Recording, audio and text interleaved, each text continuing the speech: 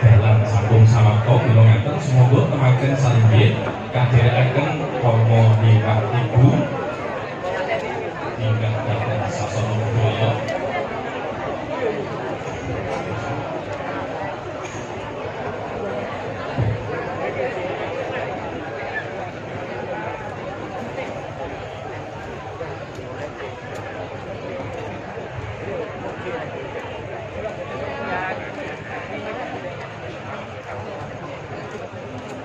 Bapak, Ibu, tamu sedahan, kakung putri ingkang bagya mulya.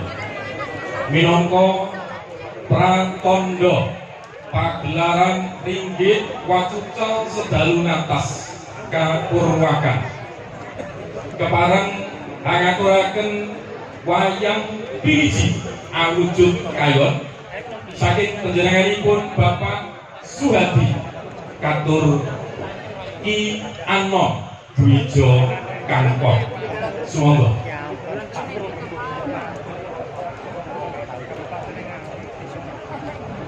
Sumangga kepareng dipun dokumentasi Bapak Suhadi.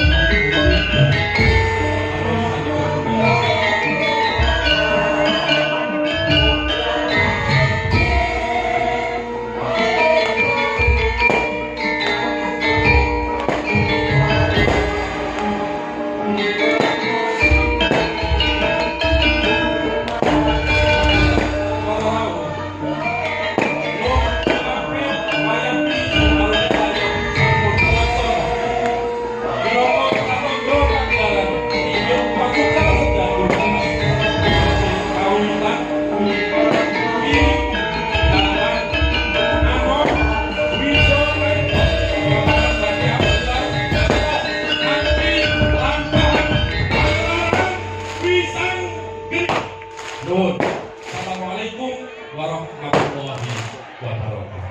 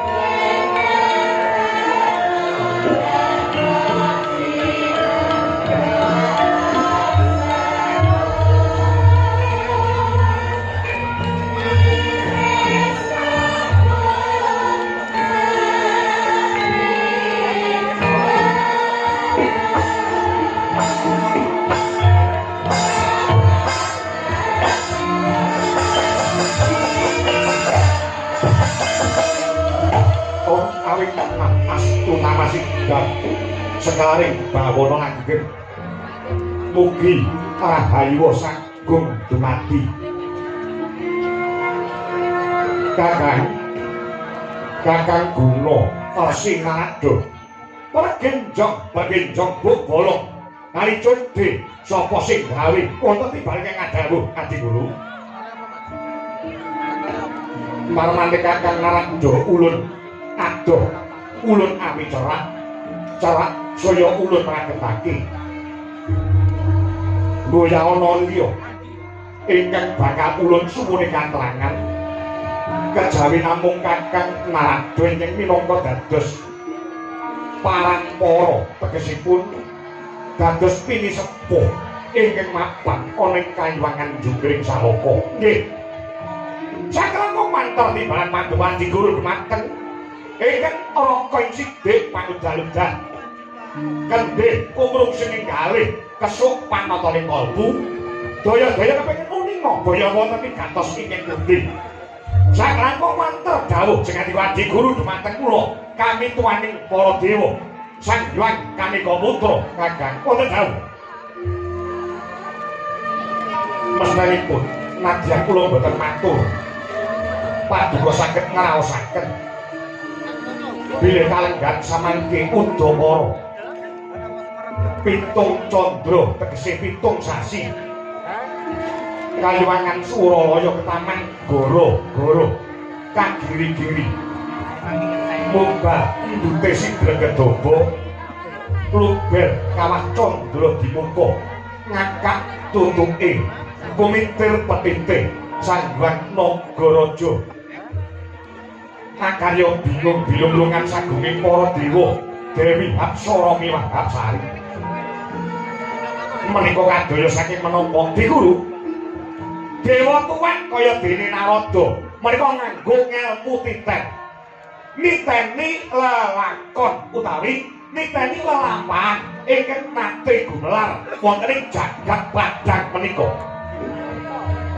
saben-saben Suralaya menika ketaman goro-goro arep wonten titah Pujangkara ingkang mapan wonten ing Madyapada ingkang gentur tapane manteng semedine gandeng atine lawan Gusti kang Maha Suci Sakeman Anggari Suralaya sor Prabawa kasembyake bawa benter utawi kasembyake gara-gara ingkang ados mekaten menawi miturut gagasanipun Kakang Narado gara-gara ingkang nimbrung wonten ing kayuwangan kadaya saking menapa Kakang Adi sasampunipun kula triti kanthi hormati kahanan wonten ing jagat kalenggan samangke boten wonten titahing Gusti ingin ngedeng teteki yoga brata. Lah kula gandeng-gandengke lawan lakon ingkang wonten kayuwangan. Mbok menawi boten klentu panggraita kula. Ger-ger Kang Sarta gara-gara ingin nimbrung wonten ing kayuwangan menika dipun timbulaken saking kayuwangan Swarga Dahana. Kayuwangan Swarga Dahana menika papanipun Bathara Brahma. Langkar kandos mekaten. Nah, monggo kula aturi pirsani. Dereng dangu menika Brahma menika mantu putrane putri nggih menika Sang Batari Dresanala. Ingin sampun kadhapaken kalian penengah Pandhawa pun Arjuna inggih Janaka. Monggo bebrayanipun Janaka kaliyan pun Dresanala kalenggan samangke sampun pinercaya dening Gusti ingkang Maha Suci wujudipun wiji sejati ingin tumanem tajem wonten padaranipun nggih menika pun Dresanala. Kula entuk sampun 7 sasi anggenipun gerbinipun Dresanala. Nah, awit saking ageng pangaribawanipun gedhe perbawane jabang bayi ingkang wonten jroning kandhutan Satemah Anjari Suraya Taman Goro-goro.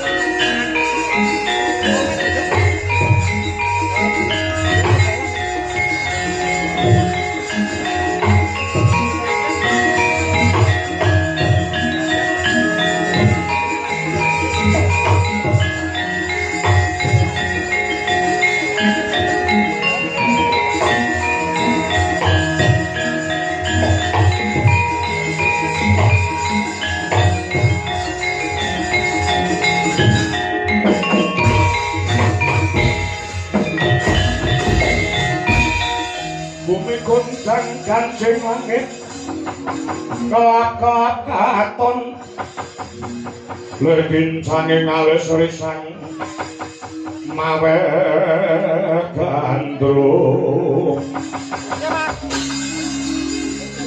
sapaan katulu mukir moyak mayek saking Dias Balewara lumare sang gandrung duhari Sumitra tanaya parandra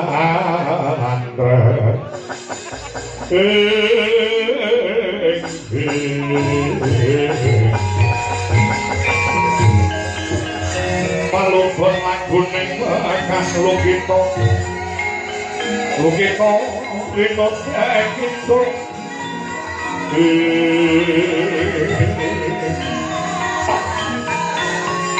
kakung kadanya ngomong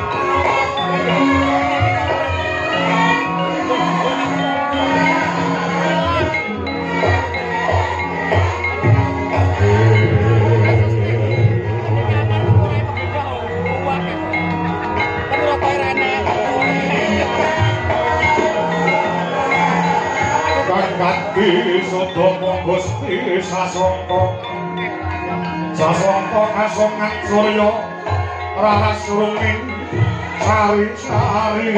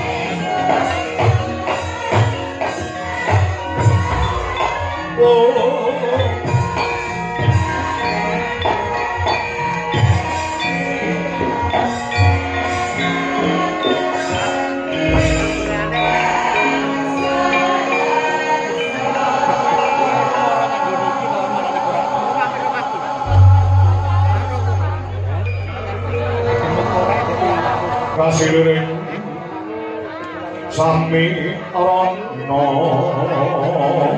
pre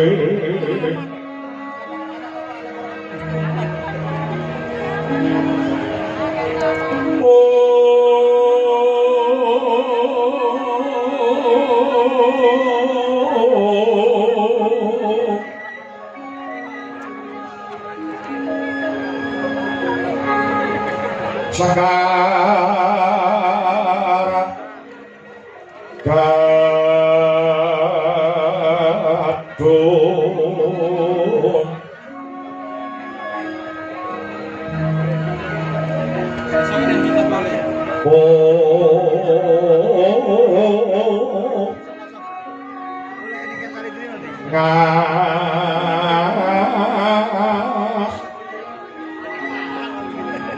Gandanyo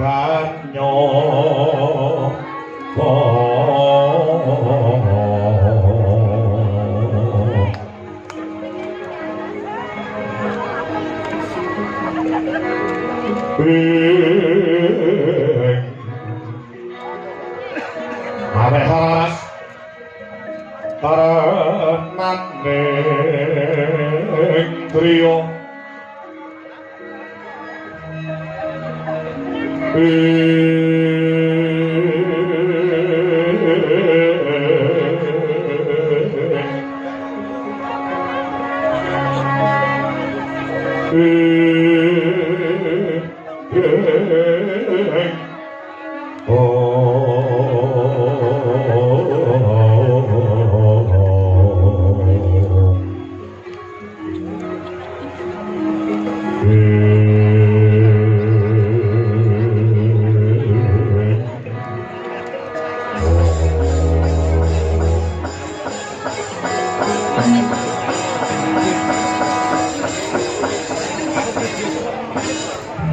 ya jagat, ya dewa, ya Bathara. Ulun pas madhake keng prapta kabyantara ana ing Sitinggil Kayuwangan Suralaya. Garwa ulun ya bojoku ing Kayuwangan Dadang Manguri. Durga Permoni padha becik sak prapta kita ana ing Kayuwangan Suralaya. Durga tobat. Nuwun inggih pukulun. Boyone sang saya nggih kula ngabiyantara wonten ngasem madya diwangan dipukulun. Bidasake Kayuwangan Dadang Manguri. Dumugi wonten mriki boten ngandung sakara-kara kedhese, boten ngandung sambekala, pinaringan berkah, slamet rahayu. Wilujeng ngabiyantara wonten ngasem maduka. Ngono Durga nggih. Makaran dos mengaten. Kemarin mau kula ngaturaken sembarangan bekti mugi kula sandhap apa maduka. Diwangan dipukulun Bathara Guru. Iya. Wis tak ngomong bener becik karya Bronggong Birawa Janika. Ora liwat pangestu ulun bae Tampanana. Dalam pangestu ulun bae Tampanana. Apa inggih ngesaken dawuh. Kula kabeh tangan kalih kapetekaken wonten ing Jaja. Rumangsa Mardaya, kemana ora daging Kayuwangan. Mangkono Durga nggih ngesaken dawuh karo sapa? Kula wonten pundi kemawon tinggal wonten Dewan. Kula boten milih. Wonten rencanipun Ijen Kanorman Nyuwun pangapunten. Anggen kula dumugi niki wau dirandhat lan ditolak. Sebabe gelo sing manah kula. Gelo perkara apa? Indonesia kalah karo Jepang 6-0.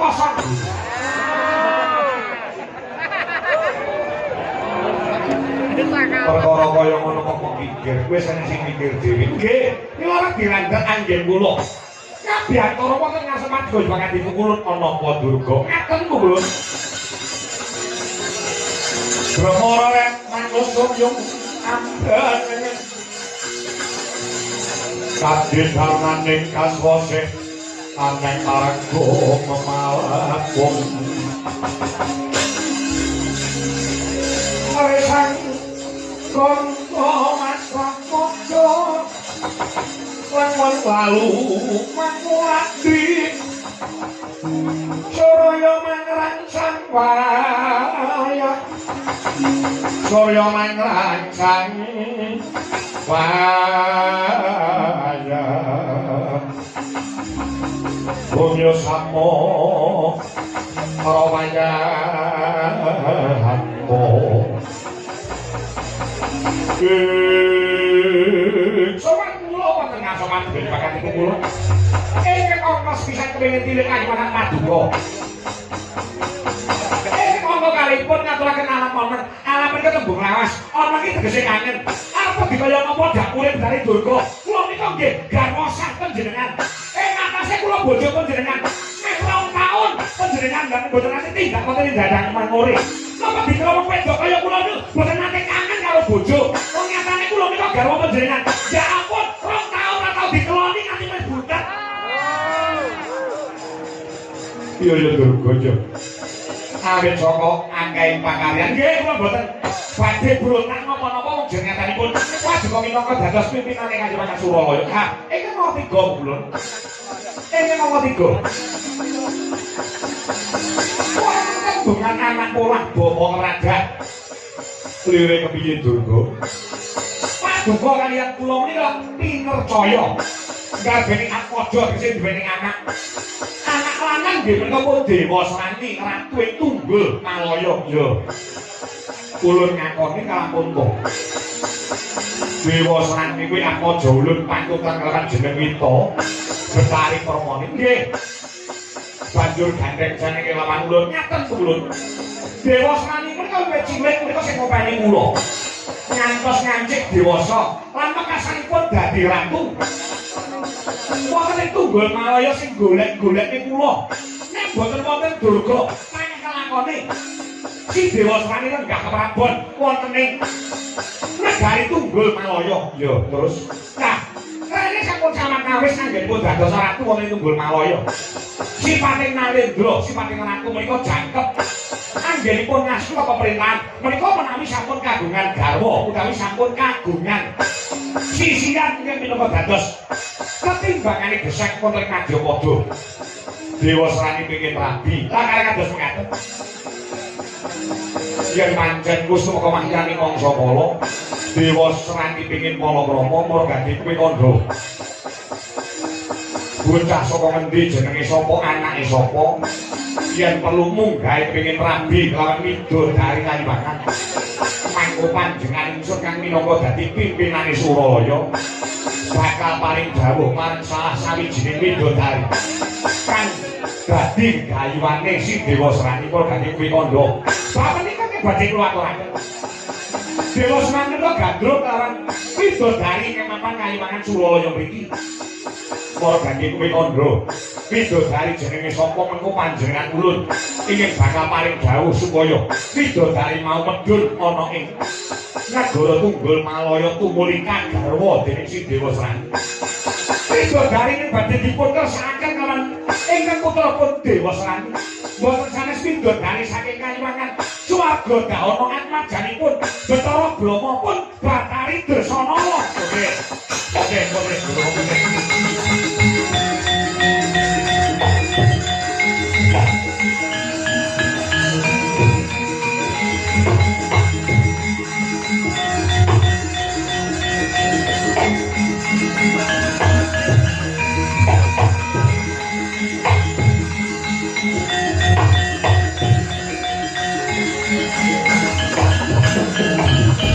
wis sangkat pirangu ore nangkul kinempet kedo sangar maning bawono do sangat maning bawono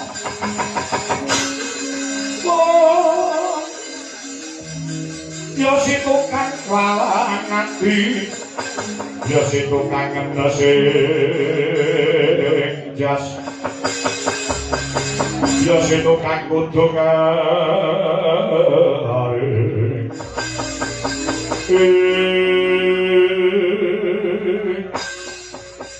Durga apa galuh apa jeneng kita ora kulak mawarta adol pangrumu sampun kula kan sampun ngertos bilih pun Dresanala sampun ngagarwa dening Tengah Pandhawa si Janaka mangko badhe ngendika kados mekaten nek pancen wis krungu yo gini kowe ora ngandani marang putramu si Dewasrani kula menika sampun paring dawuh dumateng Dewasrani aja Dewasrani Dresanala wis duwe bojo yo kuwi Tengah Pandhawa si Janaka nek kowe njaluk rabi kalawan Dresanala kuwi tegese ngrusak pagrayu nyurus-nyurus ijo ngobak-ngobakan entemane wong bebrayan ngrebut bojone wong liya kuwi ora becik ngrebut bojone wong liya kuwi arek kula kandhani ngoten Dewasrani malah jawab jangan kula kani cetok ibu gagah-gagah wong lanang niku iso ngrebut bojone wong liya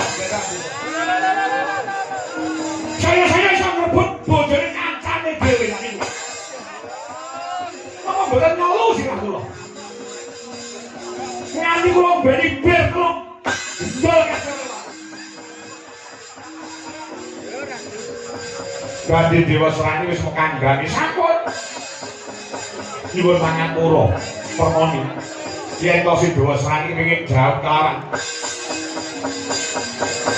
Dresanala ulun ora bakal bisa mimangkani ulun paduka ing sekawit paring dawuh kali cetha bilih sedaya midodari menika sandhap wonten panguwasa paduka akeh sepira paduka kantun megataken katresnanipun megataken bebrayanipun Janaka karo Dresanala Dresanala kowe tak rabeni karo anakku ngono angel sepira kuwi tegese ngrusak tatanan kang sampun ngrusak angger-angger ing mapan ana ing Kayuwangan Suralaya Suralaya apa mboten ora bakal tak tinggane nek mboten purun kula nyuwun pamit Dewasrani sampun sumpah tinimbang gagal rabi karo Dresanala nek becik Dewasrani bakal mati gantung wonten ing alun-alun Tunggur Malaya timbang Dewasrani dadi tontonane wong akeh mati gantung luwih becik kula patenane dhewe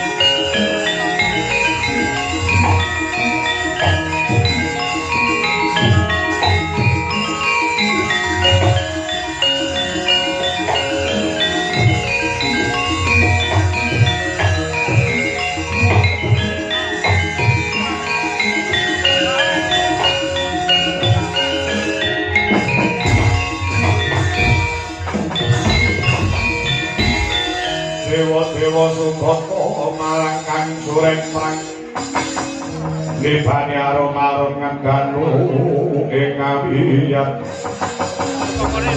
Narada ngepani Jawata Sutamula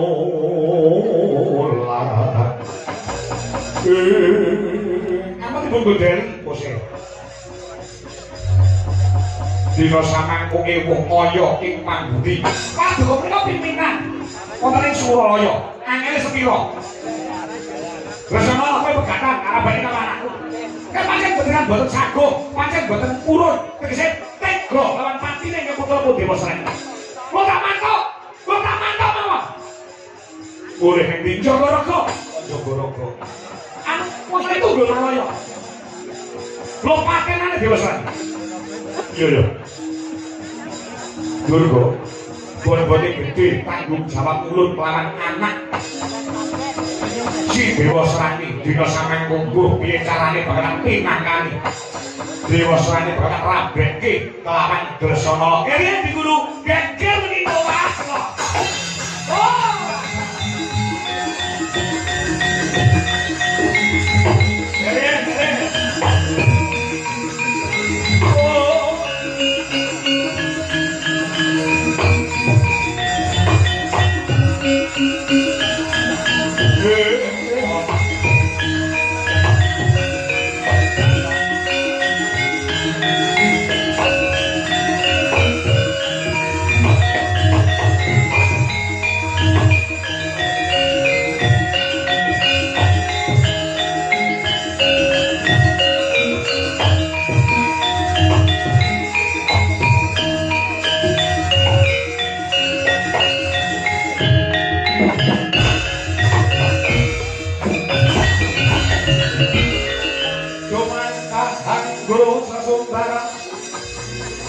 Lindung gataran bumi kuncing Gumalodo Kuntara Gato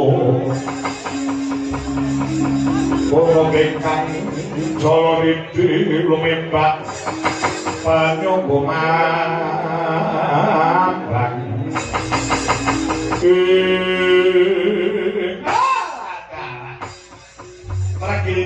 Perginjang pak pong waru doyong pinggolong ada soto jenenge rombong rambut dawa jenenge gondrong kuku entek jenenge ompong bojo moblok tinggal jangkok dikeloni wong lagi di guru wonten dawuh kakang kene nek paduka badhe nuruti karepe anak niku pancen wajibe wong tuwa nuruti. Nek ditonton didelok kowe dhisik, pakatine anak kuwi bener apa luput? Makan nggon bener napa nerjang apa maler? Lah iki mengke panjenengan duweni kesaguhan.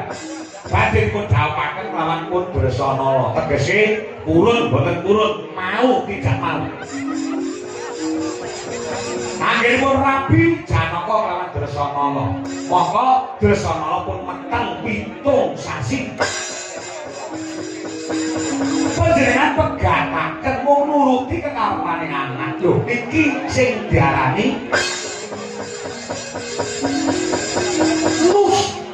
nasak nusuk Kang Sarta rusak pewaler krajang angger-angger. Kersane Kakang Aldo, aku dipenuruti. Niki mengke iso gelandang carang saka pucuk, kriwikan dadi grojokan, gojek kang dadi tangisan. Kula tak takon Kakang. Takon apa? Pimpinane kayangan menika sinten? Paduka. Sing menang Purba lan Masisa, kahanan kayangan Paduka di guru. Sing menang nemtokke abang ijoning lakon wonten ing Suralaya, Paduka di guru. Tegese dewa liyane kudu manut kalian sinten? Manut lawan Paduka di guru. Yen mengaten Kakang Aldo manut kalian kula. Boten saged sebabe sampeyan kleru. Nek sampeyan bener kula manut, nek sampeyan kleru kula duwe hak benerke. Bener tumpame Kakang Aldo, dereng karuan bener tumpame Bathara Guru, lepat tumpame Kakang Kaneka Putra, dereng karuan lepat tumpame Kaneka Putra. Tumamping manik moyo pila saking menika Paduka kula aturi manut kalian kula. Manut pripun? Manut kalian kula Paduka kendel mawon. Boten saged. Wong kula duwe lambe iki omong kok. Ora ento omong niku pripun?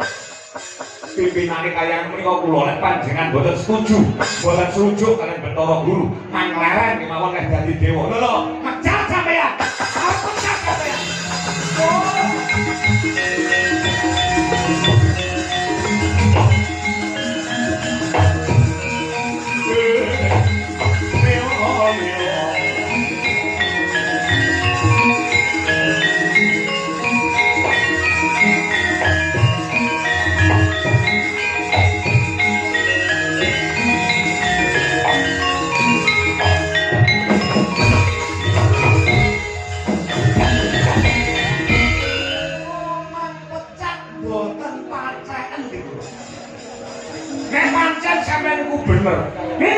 sampeyan niku luput kula mantecat mboten napa-napa.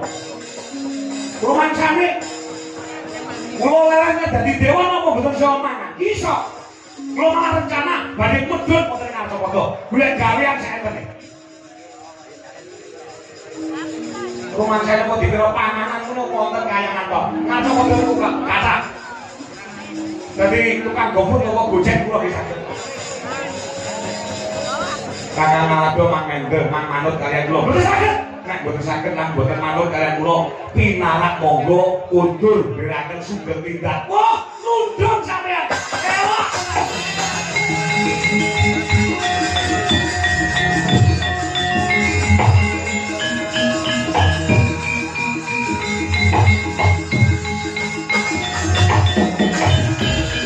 Anggap dewa niku wong Jawa. Dipun suarane kados mekaten kula krasa. Pinarak monggo kundur gerakan sugeng tindak. Iku cara kasare kowe ndang minggato saka kene. Nggih. Kula tampa kanthi jembaring dodo. Kula tak nonton saka kadohan. Jura Biro Jayane Kakak, Soblas Sop kaping 12 Darmasuti. Sapa ndisi ora? Ngono wae. Aku kudu tak tau. Wis ayo ketemu.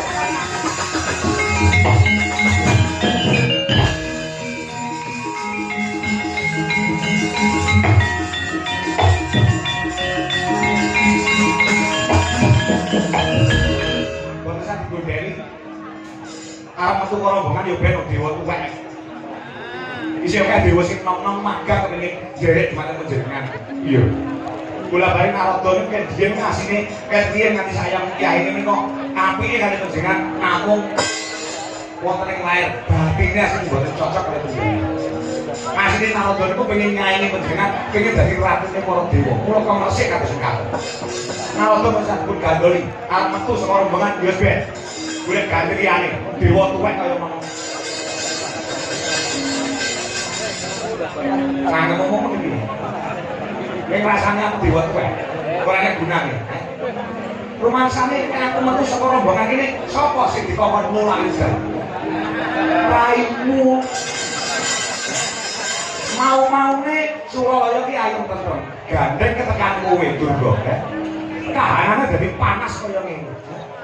Bulan balik bidodari ini bergenggeng.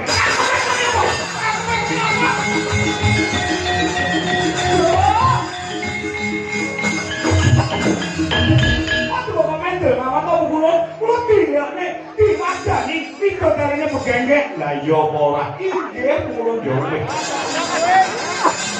Lah iya jauh serasa tidak beruntung. Indro, boten kawo Timbalono. Bathara Brahma Cintran Samirana supaya mangket menawa ngarasane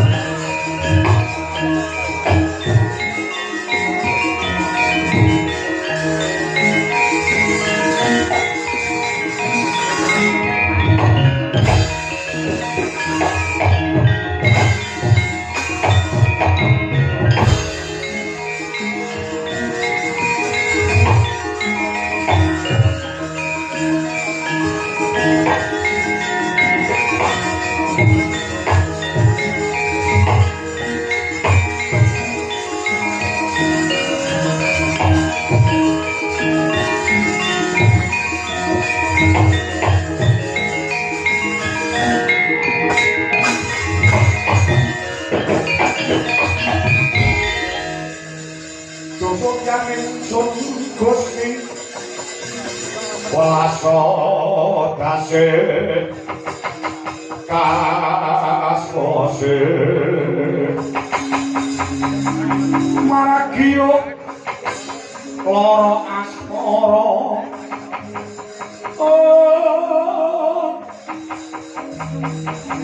Arang-arang muga mangarang ya paringo osada Lahangger jiwa kawula nglipur ngreteng logita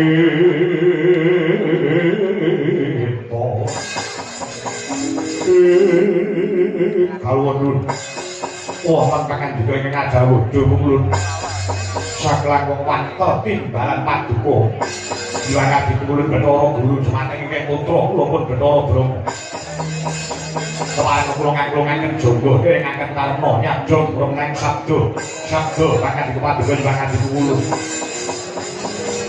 Bromo wonten tibange ngajauh para gage pitakon ulun mangsura panguwasa kalimangan kuwi sapa paduka Hyang Adi Kulun Bathara Manikmaya ingkang menang nemtoki ambak ijoning lakon ana kalimangan paduka Kulun yen aku kandha abang dewa sanesipun kendhah abrit yen aku kandha ijo dewa liyane kendhah ijo umamane ana perintah saka panjenengan ulun tumrap jenenge Brahma tertamtu banding kula tindakaken saliyane aku pimpinan kayangan paduka menika Sudarma kula bapak kita nggih wajibe anaknya bapak anak kedah bangun miturut dumateng dawuhipun tiyang sepat dina samengku upama ana perintah saka panjenengan ulun bakal kula tindakaken nadyan to nganti lara sampun mareka saking pejah kula temah kanggo mestuti dawuh jenengan paduka Hyang Adi Kulun bagus dina samengku ana perintah tunggal saka ulun tumrap jeneng kita Brahma kowe bali ning kayiwangan swarga tauna petu ana mantumu Janaka kelawan anakmu wedok Sidrasana dina iki cah loro kae pegatno mergo Drasanala bakal tak rambene kawan Dewa Serani aduh mati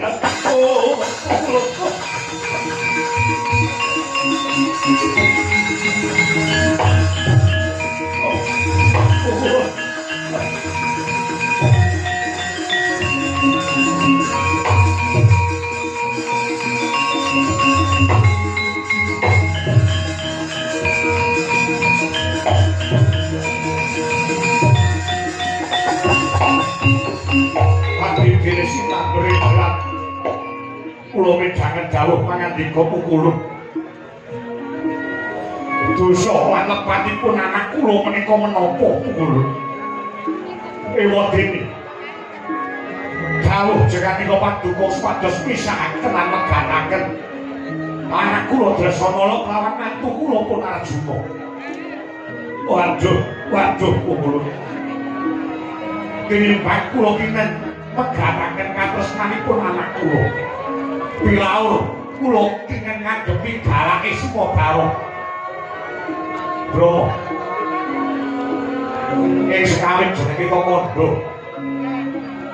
yen to apa sing dadi dawuh ulun bakal tindakake apa taringan kita ora ngrungokke Drasanala bakal tak rabekne kawan Atmaja ulun Ratu Tunggul Malaya si Dewa Serani nanging pelare kalih engko sami-sami tresnanipun tur dasaripun kula badhe tampa putu Kulun Drasanala anak kula sampun gerbini sampun ngandhut jejaban bayi sampun 7 candra tegese 7 wulan dosa menapa ing kedah kula sandang yen ana dosane ulun sing nampa ulun sing dadani bangune tindakno perintah ulun lamun kok jenenge ora nindakake perintah ulun apa pengen kesiku saka Bathara Guru mati ya oh nggih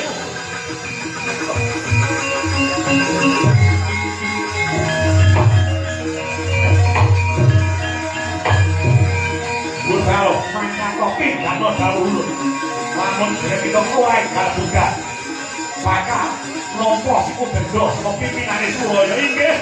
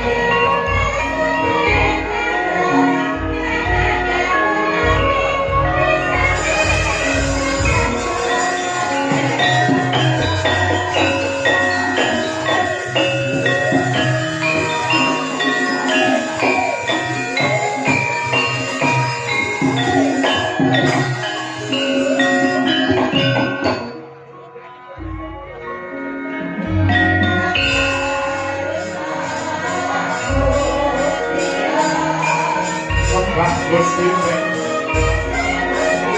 Rapopo suci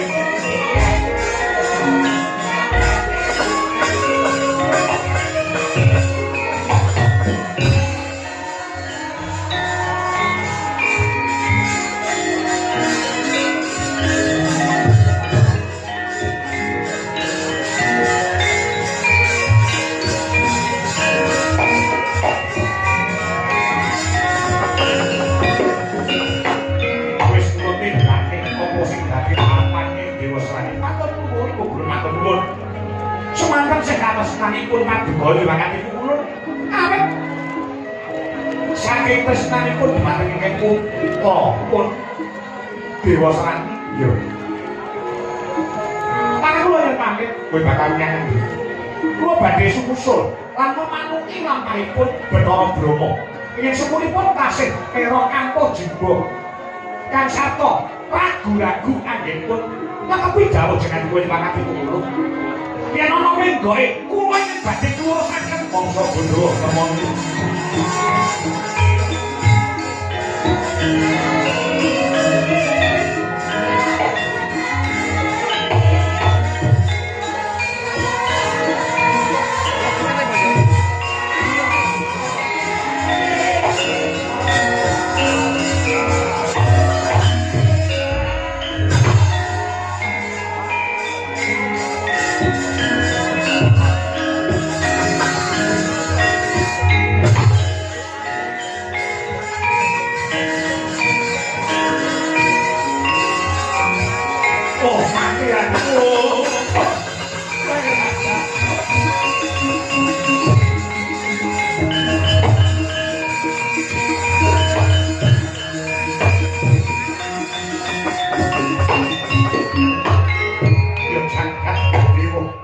Ya Bathara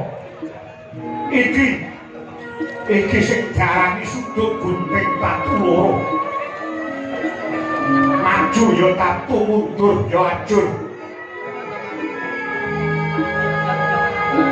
napa dawuh saka pimpinaning Suraya sing abote kaya ngene Dasana Janaka sing ora kelepetan dedosan kudu kesempioke Naragan mergo dawuhe pimpinaning Suraya nek ora tak tindake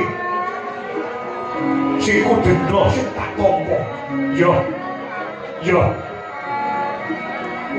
apa dikaya apa lan kepiye sipate wong tuwa kaya aku iki ora bakal tega lan mentolo yen to anak-anakku bakal kasangsaya uripe bakal tak reka daya piye piye apa reka daya apa tindake aku piye piye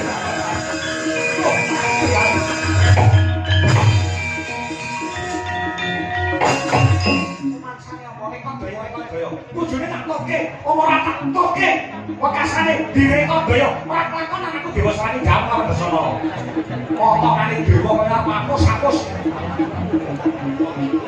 bojone tak memanungi tak jaman tingkah ono nganti estoke gawe dikoro